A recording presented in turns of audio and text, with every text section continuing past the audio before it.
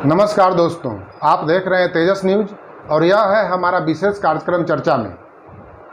हमारे देश में कई महानायक हुए जिन्होंने देश को, समाज को, दुनिया को एक नई दिशा दी। इसमें पहला नाम आता है त्रेता युग में जन्मे भगवान प्रभु श्री राम का और दूसरा नाम आता है आज़ादी की लड़ाई में महत्वपूर्ण योगदान देने वाले नेताजी सुभाष चंद्र बोस का। और इन दोनों महानायकों को हमने उचित सम्मान नहीं दिया जो इन्हें मिलना चाहिए था। आज़ादी के 75 साल बाद भी भगवान श्री राम को टेंट में समय गुजारना पड़ा। वह तो भला हो प्रधानमंत्री नरेंद्र मोदी का, जिन्होंने प्रभु श्री राम को टेंट समयाने से बाहर निकालकर एक भव्य मंदिर में स्थान दिया जो काफ़ी जोर शोर से निर्माणाधीन है। और कल गुरुवार की शाम को प्रधानमंत्री नरेंद्र मोदी ने राजपथ का, जिसका नाम की कर्तव्य पथ रखा गया है, वहां पर नेताजी सुभाष चंद्र बोस का इंडिया गेट के पास 28 फीट की ऊंची प्रतिमा का अनावरण किया।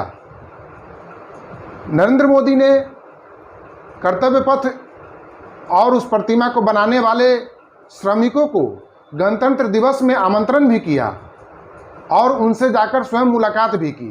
राष्ट्रपति भवन से इंडिया गेट तक का जो 2.5 किलोमीटर लंबी सड़क है, उस सड़क को पहले राजपथ कहा जाता था, जिसका नाम बदलकर प्रधानमंत्री ने कर्तव्य पथ रखा है।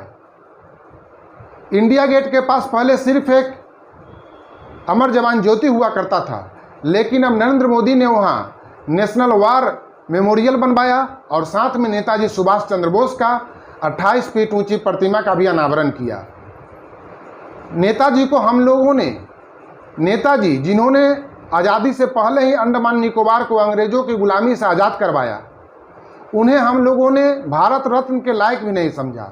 जबकि इस देश में ऐसे भी नेता हुए जिन्होंने पद पर रहते हुए, प्रधानमंत्री, राष्ट्रपति पद पर रहते हुए अपने लिए कई सम्मान लिए।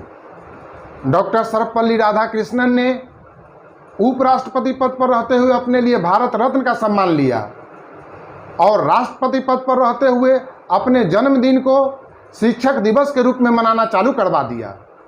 उन्होंने ऐसा इसलिए किया क्योंकि तत्कालिक प्रधानमंत्री पंडित जवाहरलाल नेहरू भी इसी मानसिकता के थे।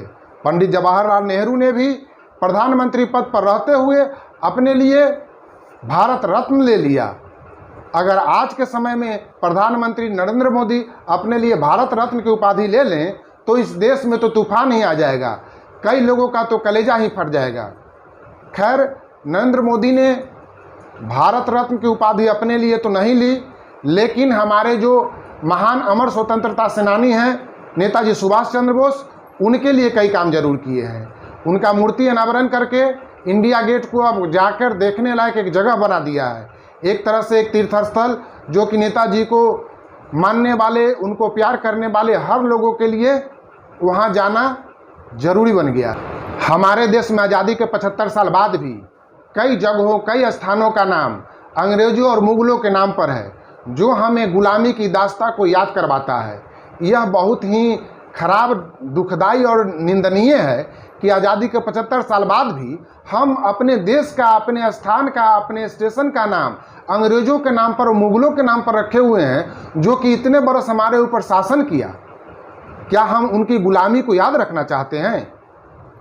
योगी आदित्यनाथ, उत्तर प्रदेश के मुख्यमंत्री योगी आदित्यनाथ ने भी कई स्थानों का नाम बदलकर मुगलों के नाम से हटाकर भारतीयों के नाम पर रखा है।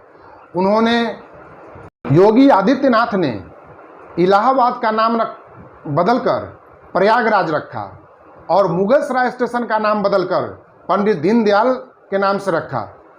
उन्होंने यह एक अच्छी परंपरा की शुरुआत की। नरेंद्र मोदी ने भी राजपथ का नाम बदलकर कर्तव्य पथ रखा।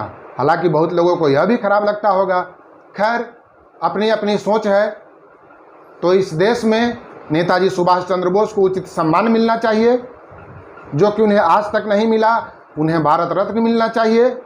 और आम जनता से भी अपील है कि अपनी राय कमेंट बॉक्स में दें, सरकार को सुझाव दें, कहाँ किस जगह का नाम बदलकर क्या रखना चाहिए, ताकि सरकार उस पर अमल करे और यह कारवा आगे बढ़े और हम लोगों के दिमाग में जो गुलामी की याद बसी हुई है, उसकी निशानियों को हम लोग ख़त्म करें और अपने महान स्वतंत्रता सेनानियों को उचित सम्मान दे।